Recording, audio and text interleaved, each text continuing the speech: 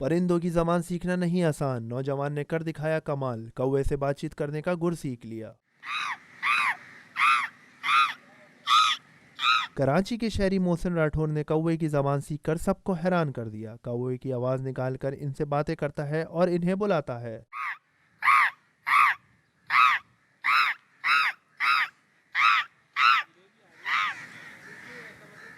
इस नौजवान का कहना है कि मुझे परिंदों से लगाव है और कौवे की आवाज़ कई सालों से निकाल रहा हूँ। मेरी आवाज़ निकालने पे कौवे आसमान पर जमा हो जाते हैं। इनकी ज़बान सीखकर इनको अपनी तरफ बुलाता हूँ। 10 साल से शौक है। पूरे पाकिस्तान में आप कहीं से भी बोलेगी इंशाल्लाह, और पूरे पाकिस्तान में कहीं से भी मुझे लोग अगर कहीं बुलाए तो मैं कौवे बुला के दिखाऊंगा आपको इंशाल्लाह। ये कोई अफसाना नहीं बल्कि हकीकत है। कराची का ये नौजवान कौवों की आवाज़ निकालकर इन्हें जमा कर लेता है।